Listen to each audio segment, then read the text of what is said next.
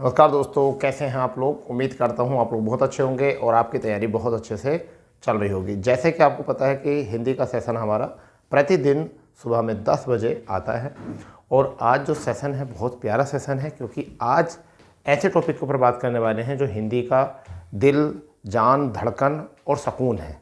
यानी क्या है ऐसा, वो है समास। ठीक है, क्योंकि यही आपको सिखाता है संक्षेप करना। ठीक है, क्या करना सिखाता है, संक्षेप करना सिखाता है। और ये जो क्लास है हमारी अभी तक हिंदी रिवीजन क्लास की, हमारी 19वीं क्लास है। कौन सी क्लास है? 19वीं क्लास है। और ये 30 मिनट का शो रहता है हमारा, 30 मिनट का शो रहता है। और आज का जो टॉपिक है वो हमारा है समास, और डेली आपको 10 बजे मॉर्निंग में मिलता है। ठीक है, तो शुरू करते हैं अपना ये सेशन। ठीक है भाई, टॉपिक है समास। सबसे पहली बात तो ये कि ये समास शब्द जो है इसका मतलब क्या है। सम प्लस के आश, ये होता है किससे मिलकर? सम प्लस के आश। ठीक है भाई, तो ये इन दो शब्दों से मिलकर बना होता है, जिसका शाब्दिक अर्थ जो होता है, क्या होता है? शाब्दिक अर्थ जो होता है, पूरे शाब्दिक का मतलब होता है, पूरे शब्द का जो अर्थ होता है वह होता है संक्षेप। क्या होता है? संक्षेप। इसका जो है शाब्दिक अर्थ होता है। अब पहले यही बता देते हैं संक्षेप क्या होता है। जैसे मैं यहाँ पर एक शब्द लिखना चाह रहा हूँ उदाहरण के तौर पर, पहले यही पता होना चाहिए कि संक्षेप किसे कहते हैं। जैसे मैंने कहा कि कार को चलाने वाला। इस बात से समझो, जब एक पार्टी में आप जा रहे हो और आपके पार्टी में जाते हो और पार्टी में आपके साथ जो है कोई कार को चलाने वाला तुम्हारा जाता है, और जब आपका इंट्रो होता है तो उस समय पर आप अपने साथ जाने वाले उस कैंडिडेट को भी इंट्रो करोगे। पहले कैंडिडेट से मिलोगे और उससे कहोगे, अब वो पूछेगा ये कौन है, तो आप कहोगे ये कार को चलाने वाले हैं। तो एक जगह बात हो गई।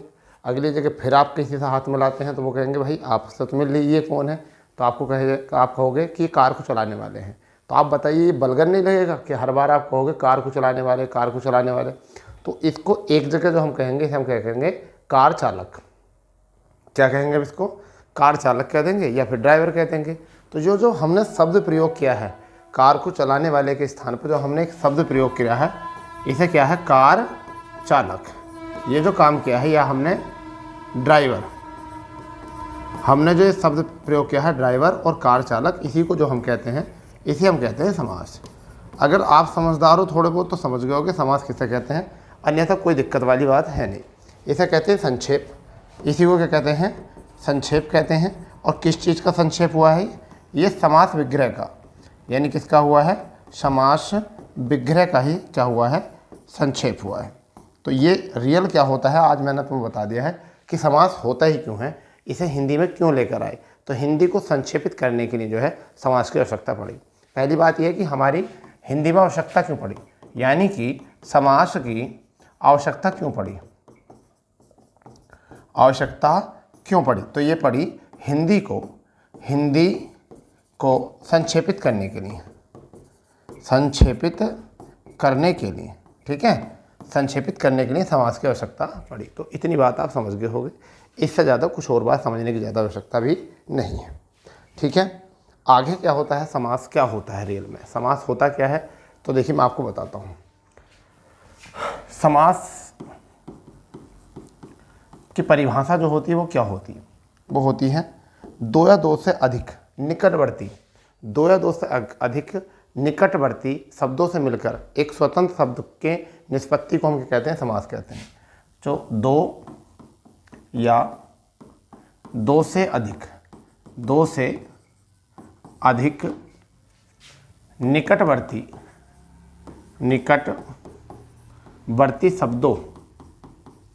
शब्दों के मेल से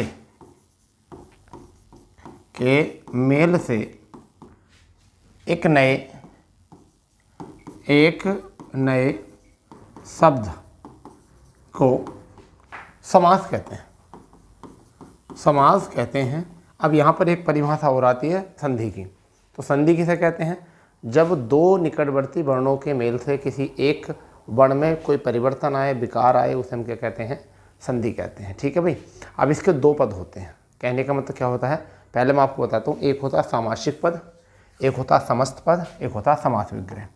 तो पहली बात तो ये कि एक होता है समास विग्रह, समास विग्रह, एक होता है समस्त पद, समस्त पद, सामासिक, सामासिक पद या समास, ये होते हैं। ठीक है। समास विग्रह क्या होता है, ठीक है, समस्त पद क्या होता है, सामासिक पद क्या होता है, समास क्या होता है। डीप में जा रहे हैं, थोड़े से डीप में जा रहे हैं। ठीक है। तो कहने का मतलब क्या, एक होता है समास विग्रह, एक होता है समस्त पद, सामासिक पद या समास, इन्हीं को कहते हैं हम। ये दो अंग होते हैं। अब देखिए क्या होता है, समझिए। जो हमारा समस्त पद होता है इसमें भी दो अंग होते हैं। जो समस्त पद होता है, सामासिक पद होता है या समास होता है, इसमें भी दो पद होते हैं। एक होता है उत्तर पद, एक होता है उत्तर पद, एक होता है आपका पूर्व पद। ठीक है। एक होता है आपका पूर्व पद, एक होता है, चलो पहले पूर्व पद लिख लेते हैं। पहला होता है पूर्व पद। क्या होता है, पूर्व पद। ठीक है। और दूसरा जो होता है वो कौन सा होता है, उत्तर पद, उत्तर पद। ठीक है। तो पहले इन चीज़ों को समझिए। चलिए समास विग्रह क्या होता है उसे बताते हैं। जैसे मैं एक शब्द लिख देता हूँ, यहाँ पर एक शब्द लिख देता हूँ। जैसे मैंने कहा कि रथ को चलाने वाला, ये मैंने एक शब्द लिख दिया है। इसका हो गया है रथ चालक। क्या हो चुका है, रथ चालक इसका हो चुका है। ठीक, क्लियर इतनी बात। अब ये जो है, ये इस टाइम रथ चालक जो है, इसमें से समझिए ये पूरा क्या है हमारा, ये हमारा समस्त पद है। ये क्या है, हमारा समस्त पद है। ठीक है भाई। क्या है ये, समस्त पद। ठीक है। और ये जो है हमारा, ये क्या है हमारा, समास विग्रह। ये है समास विग्रह, ये समास विग्रह है। और ये हमारा समस्त पद है। अब इसमें दो चीज़ मैंने आपको बताई थी, एक बताया था उत्तर पद, एक बताया था पूर्व पद। तो एक होता है पूर्व पद और एक होता बेटा उत्तर पद, एक होता उत्तर पद। इसमें पूर्व पद जो होगा वो क्या होगा, समझेंगे। इसमें पूर्व पद जो होगा वो होगा रथ। ठीक है, क्या होगा, रथ। यहाँ उत्तर पद जो होगा वो क्या होगा, आपका चालक। ठीक है। बस यही काम आपको करना है, यही आपको पहचान करनी है। हो गया समास, समझ गए नहीं, बस बन गया समास। इसी को हमने एग्जाम्पल दिया था, सीख गया सब समास आप, समझे। तो दो होते हैं। अब विग्रह भी कितने प्रकार के होते हैं, दो प्रकार के होते हैं। जो समास विग्रह होते हैं वो भी कितने प्रकार के होते हैं, दो प्रकार के होते हैं। इनको भी समझेंगे। जो समास विग्रह होते हैं वो दो प्रकार के होते हैं। एक होता है लौकिक विग्रह और एक होता है अलौकिक विग्रह। कौन सा होता है, एक होता है लौकिक विग्रह और एक होता है अलौकिक विग्रह। ठीक है भाई। ये भी दो प्रकार के होते हैं। वैसे इनके एग्जाम की जरूरत पड़ती नहीं है, और फिर भी पता होना चाहिए कि जब समस्त पद इतना होते हैं तो दो। ठीक है। अब जब समस्त पद होते हैं तब वहाँ पर कौन सा होता है। अब देखिए लौकिक पद कौन सा होता है। जैसे लौकिक पद होता है दशरथ पुत्र, दशरथ का पुत्र, दशरथ पुत्र। ठीक है। तो ये कैसा होगा, ये लौकिक होगा, इसे सब लोग जानते होंगे। ठीक है। अलौकिक जो होता है वो कौन सा होता है, अलौकिक होता है जैसे कि आजीवन। अलौकिक क्या हो जाएगा, आजीवन। ठीक है। इसको हम कह सकते हैं अलौकिक विग्रह। ठीक है। तो जब किसी लोक की बात की जाए तो उस समय पर हम क्या कह सकते हैं, लौकिक विग्रह। जब कहाँ किसी लोक की बात ना की जाए तो उसे हम क्या कहते हैं, अलौकिक विग्रह कहते हैं। ठीक है। इतनी बात प्यारी प्यारी तरीके से समझते रहना। और ये मुझे ऐसा लगता है अगर इस तरीके से आप समझोगे तो इसमें संक्षेप भी हो रहा है आपका, आसानी से भी हो रहा है। ठीक है भाई। ठीक है। अब एक और बात, दो चीज़ें आपको यहाँ याद रखनी है नोट पॉइंट करके। दो चीज़ें, जब संधि का तोड़ना होता है उसे संधि विच्छेद कहते हैं, और समास के तोड़ने को क्या कहते हैं, विग्रह कहते हैं। ठीक है। समास के तोड़ने को क्या कहते हैं, विग्रह कहते हैं। ठीक। अब बात करते हैं समास के भेद कितने होते हैं। ठीक है। समास के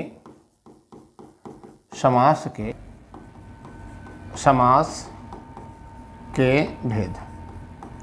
ठीक है भाई। अब समास के भेद में अगर हम बात करते हैं तो देखिए मूलतः जो होते हैं वो मूलतः भेद जो होते हैं वो कितने होते हैं, तीन प्रकार के होते हैं। और सामान्यतः जो होते हैं, क्या, सामान्यतः जो प्रचलन में है, प्रचलन में जो हैं वो कितने प्रकार के होते हैं? वो होते हैं आई थिंक 6 प्रकार के। ठीक है, कितने प्रकार के? 6।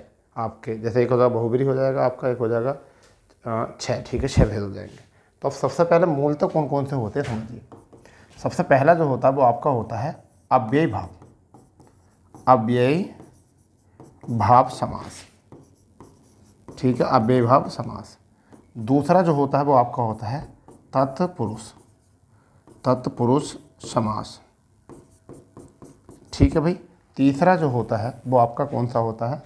वो होता है बहुव्रीहि, बहुव्रीहि समास। ठीक है, बहुव्रीहि समास। अब एक जो द्वंद्व समास होता है ना, वो इसमें जो होता है अतिरिक्त होता है। यहाँ नोट करके लिखेंगे, उसे बाधा मान्यता दी गई थी। तो वो कौन सा होता है? द्वंद्व, द्वंद्व समास। तो इस वजह से इधर 4 पढ़ लिए जाते हैं, परंतु काउंटिंग 3 ही की जाती है मूलतः में। अब कुल जो होते हैं, जो जनरली प्रयोग किए जाते हैं सामान्यतः, वो कितने किए जाते हैं? एक तो अव्ययी भाव तो किया ही जाएगा, अव्ययी भाव तो किया ही जाएगा, अव्ययी भाव, अव्ययी भाव समास। ठीक है। दूसरा जो होता है वो कौन सा होता है? तत्पुरुष, तत्पुरुष समास। ठीक है। तीसरा जो होता है वो कौन सा होता है आपका? वो होता है कर्मधारय, कर्मधारय समास। ठीक है। फिर आपका कौन सा होता है चौथा? वो होता है द्विगु समास, द्विगु समास। ठीक है बच्चा। पांचवा जो होता है वो आपका होता है द्वंद्व समास। ठीक है। इसके बाद जो छठा होता है वो आपका होता है बहुव्रीहि, बहुव्रीहि समास। ठीक है। इसमें कई बार पद प्रधानता आती है। इसमें जो होता है वो होता है पूर्व पद, पूर्व पद प्रधान। इसमें जो होता है, इसमें जो होता है, इसमें जो होता है, इन तीनों में जो होता है वो होता है आपका उत्तर पद प्रधान। कई बार ये भी क्वेश्चन आया पद प्रधानता के आधार पर। यहाँ जो होते हैं वो दोनों पद प्रधान होते हैं, जबकि यहाँ जो होता है वो कौन सा होता है? अन्य पद, अन्य पद प्रधान होता है। ये बड़े अच्छे से समझोगे आप, जैसे जैसे समास पढ़ाएंगे, जब बहुत अच्छे से समझोगे तो समास के भेद जो होते हैं वो कितने। अब आपको यहाँ डायरेक्ट अगर पूछेगा तो आप 6 लगाएंगे, डायरेक्ट अगर पूछेगा तो कोई आप कितने में लगाओगे? 6 लगाएंगे। और अगर आपसे पूछे मूलतः कितने होते हैं तो 3 लगा खाओगे। सामान्यतः प्रयोग के आधार पर कितने होते हैं, प्रचलन में कितने होते हैं तो 6 लगा खाओगे तब भी। तो इसमें एक तो ये आपको सबसे पहली बात है कि याद होनी चाहिए। आपको सबसे पहली बात यही है कि आपको याद होनी चाहिए, पक्की बात।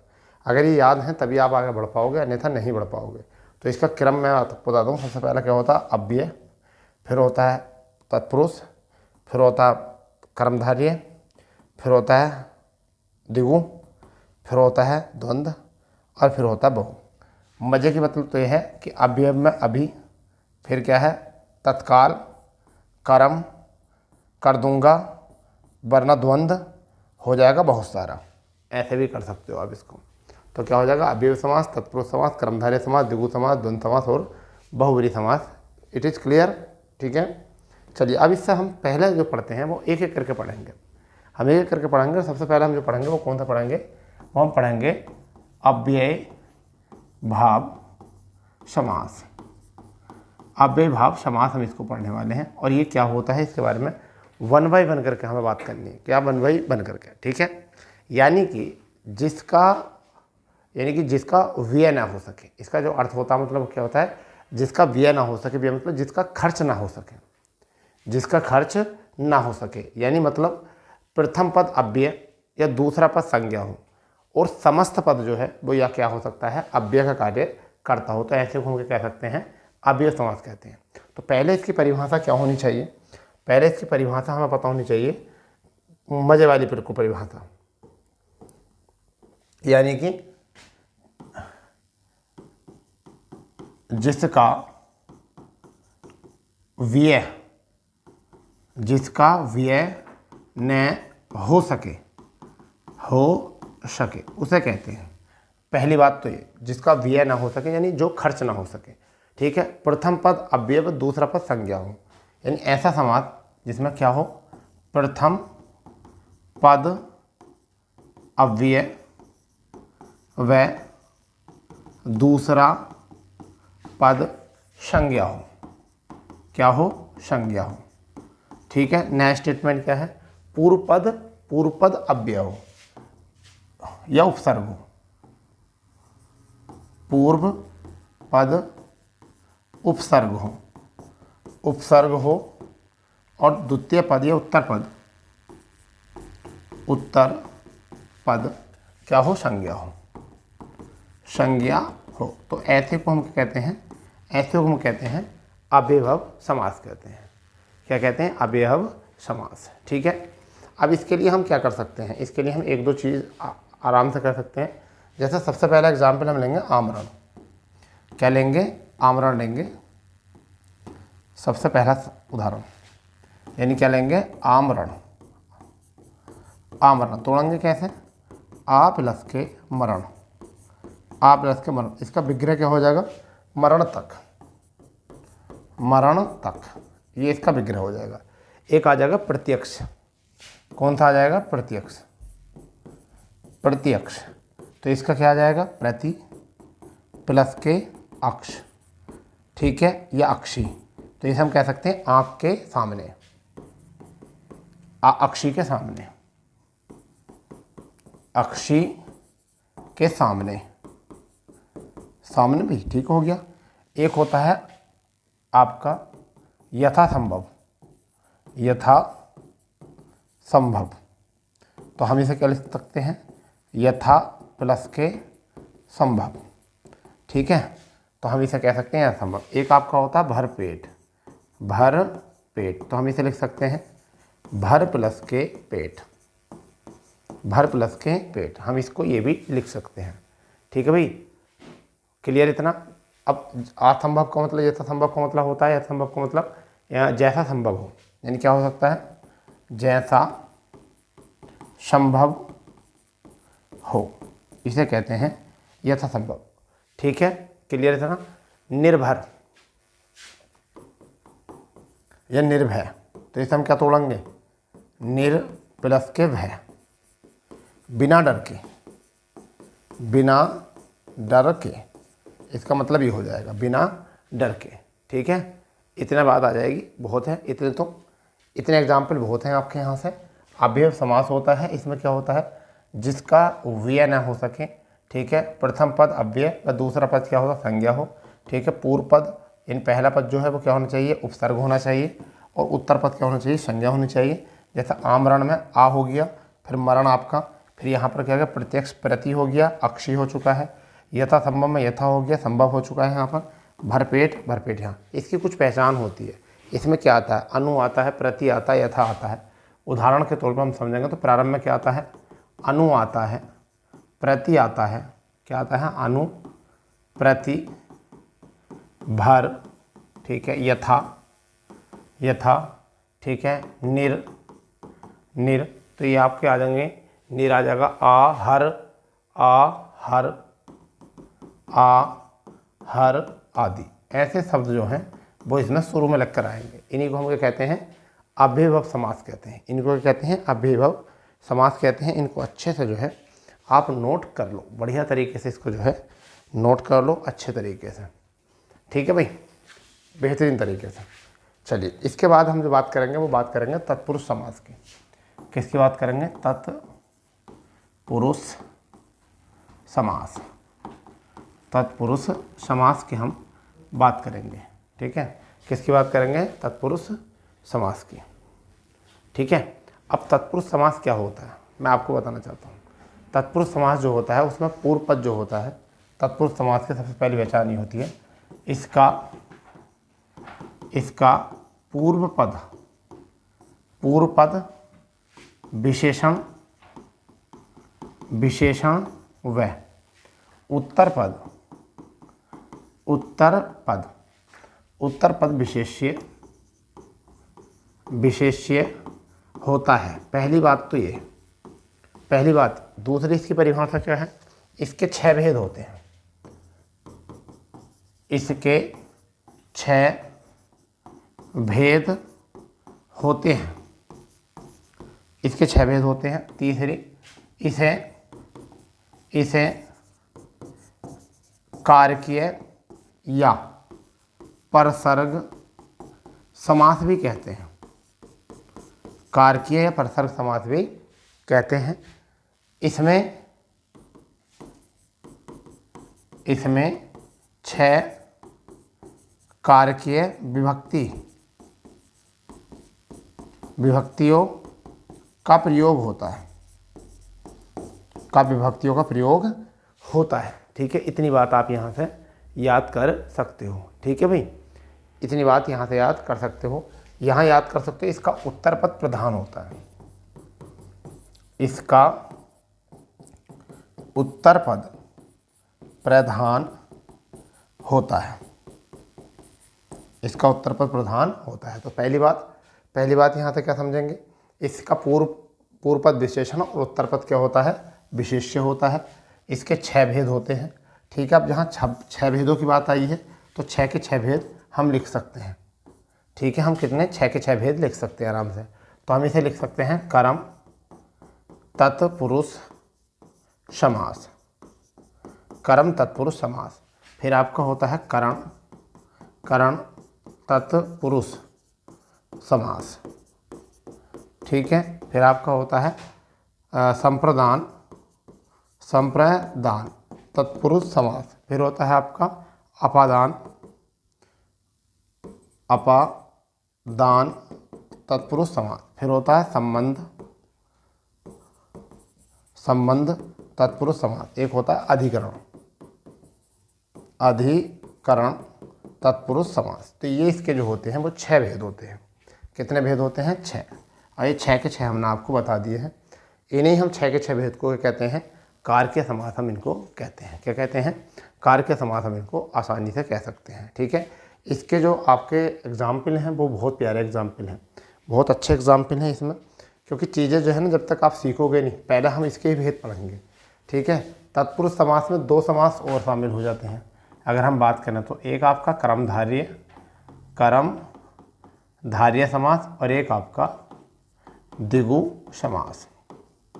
ये चीज़ इसमें और शामिल हो जाती है, परंतु वो मुख्य भाग होते हैं इसके। ठीक है, चलिए इसके बाद की बात जो करते हैं, हम सबसे पहले बात करते हैं कर्म तत्पुरुष समास की। हम बात करते हैं कर्म तत्पुरुष समास की। कर्म तत्पुरुष समास की हम यहाँ से बात कर रहे हैं। पहली बात तो इसमें यही है कर्म तत्पुरुष समास में, कि इसकी जो विभक्ति होती है वह क्या होती है, को विभक्ति होती है। क्या होती है इसकी विभक्ति। ठीक है, पहली बात, विभक्ति जो होती है वो क्या होती है, वो को होती है। ठीक है, ये भी। और फिर दूसरी बात, कर्म पर निर्भर रहता है। कर्म पर निर्भर रहता है। ठीक है, ये बात। अब इसके उदाहरण से आपको पता चलेगा कर्म पर निर्भर रहता भी है या नहीं। ठीक है, जैसे गगनचुंबी, इसका शब्द होता है गगनचुंबी। ठीक है, तो गगनचुंबी इसका शब्द होता है। तो आपको यहाँ से क्लियर पता चलेगा कि ये कोई ना कोई कर्म कर रहा होगा। तो पहला एग्जाम्पल होगा गगनचुंबी। तो क्या कहेंगे इसे, गगन को चूमने वाला, गगन को चूमने वाला। तो देखिए, कोई बाला होगा तो वो क्या होगा, कर्म ही तो होगा, उसने कर्म तो करा होगा। ठीक है, एक होता है अब मनोहर, तो मन को हरने वाला, क्या हो जाएगा, मनोहर। तो क्या हो जाएगा, मन को हरने वाला, मन को हरण करने वाला। एक होगा माखन चोर। तो क्या होगा, माखन को चुराने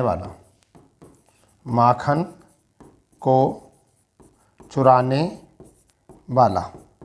ठीक है, चीज़ें समझो। ठीक है, इतनी बात हमें पता होनी चाहिए। एक होता है पतित पावन। क्या होता है, एक पतित पावन। इसका विग्रह क्या होता है, इसका विग्रह है पतित को पवित्र करने वाला। पतित को पवित्र करने वाला, ठीक है। रथ चालक, रथ चालक, तो क्या होगा, रथ को चलाने वाला, ठीक है भाई, आदि। इतने बहुत हैं, आपको इतने बहुत हैं, ठीक है। तो क्या होता है, विभक्ति को होती है, कर्म पर निर्भर होता है। जैसे गगनचुंबी तो हो जाएगा गगन को चूमने वाला, ठीक है। मनोहर, मन को हरण करने वाला, ठीक है। माखन चोर, तो माखन को चुराने वाला, ठीक है। साथ ही साथ अगर हम बात करें पतित पावन, तो पतित को पवित्र करने वाला, ठीक है। रथ चालक, रथ को चलाने वाला, ठीक है। ऐसी चीज़ें जो है हमें यहाँ होनी चाहिए, याद पता होना चाहिए हमको यहाँ पर, ठीक है भाई। इसके बाद में आपका जो होता है वो होता है करण तत्पुरुष। कौन सा होता है इसके बाद बेटा, वो होता है करण तत्पुरुष। करण तत्पुरुष समास, करण तत्पुरुष समास ये होता है, ठीक है। दूसरा ये होता है, तो दूसरे में अगर यहाँ से होता है तो इसकी सबसे पहले क्या होती है, विभक्ति। विभक्ति क्या होती है मैं आपको बताता हूँ। विभक्ति इसमें या तो से होती है, ठीक, से होती है, या फिर होती है के द्वारा। यानी क्या होती है, या तो से विभक्ति होती है या फिर होती है के द्वारा, ठीक है। ये दो विभक्ति होती हैं, ठीक है। इसे तृतीय विभक्ति समास भी कहते हैं, इसे तृतीय विभक्ति समास भी कहते हैं, समास भी कहते हैं। इसमें साधन उपकरण आदि का स्पर्श दिया जाता है, आदि का स्पर्श दिया जाता है। जैसे मैं मार्कर से लिखता हूँ, मैं पेन से लिखता हूँ, तो मैं पेन से जब भी लिख सकता हूँ जब मेरा इससे स्पर्श होगा। मैं बिना पेन के इससे लिख नहीं सकता, ठीक है भैया। तो मैं इसे जब तक हमसे वो स्पष्ट स्पर्श नहीं होगा, जब तक वो काम हम कर नहीं सकते, जब तक हम वो काम कर नहीं सकते। अब इसके एग्जाम्पल क्या हो सकते हैं, इसके एग्जाम्पल क्या हो सकते हैं, जैसे नेत्रहीन, तो नेत्र से हीन हो गया होगा, तो क्या होगा, नेत्रहीन। तो इसे हम कह सकते हैं नेत्रहीन। तो यहाँ पर क्या आ जाएगा, नेत्रों से हीन, ठीक है। पीड़ा बताई गई है इसमें, ठीक है। रेखांकित, तो क्या हो जाएगा, रेखा से कोई पीड़ित हो चुका है, अंकित हो गया है, तो ये क्या आ गया, आपका विग्रह आ गया, रेखांकित। चीज़ें ऐसे ही समझो, रोगग्रस्त, तो रोग से क्या हो चुका है, ग्रस्त हो चुका है, ठीक है। रोगग्रस्त, तो क्या हो चुका है, रोग से क्या हो चुका है बेटा, ये ग्रस्त हो चुका है, ठीक है। शोकग्रस्त, हम इसे क्या कह सकते हैं, शोकग्रस्त। तो यहाँ शोकग्रस्त भी कर सकते हैं, तो क्या हो जाएगा बेटा, शोक से ये क्या हो चुका है, ग्रस्त हो चुका है, ठीक है, शोकग्रस्त, ठीक है। मदांत, क्या हो चुका है, मदांत, तो क्या बोलते हैं, मद से अंधा हो चुका है, मद से, बुद्धि से अंधा हो चुका है, मद से अंधा, ठीक है भैया। तुलसीकृत, तो तुलसी द्वारा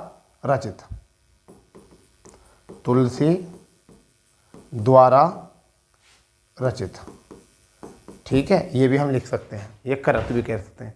कष्ट साध्य, क्या लिख सकते हैं, कष्ट साध्य, तो कष्ट से साध्य, क्या कह सकते हैं इसको, कष्ट से साध्य, ठीक है भैया। हम इसे ये भी लिख सकते हैं, कष्ट साध्य। तो इसे करण तत्पुरुष समास कहते हैं। विभक्ति इससे जो होती है से होती है, के द्वारा होती है। इसे तृतीय विभक्ति समास भी कहते हैं, तृतीय विभक्ति तत्पुरुष समास भी इसको कहते हैं। क्या कहते हैं, तृतीय विभक्ति तत्पुरुष समास भी इसको कहते हैं, ठीक है। इसमें साधन उपकरण आदि को स्पर्श करने का जो है भाव दिया होता है, ठीक है। आर्य बात समझ, जैसे नेत्रहीन, नेत्रों से हीन, रेखांकित, रेखा से अंकित, रोगग्रस्त, रोग से ग्रस्त, शोकग्रस्त, शोक से ग्रस्त, मदांत, मद से अंधा, तुलसीग्रस्त, तुलसी द्वारा रचित, कष्ट साध्य, कष्ट से साध्य।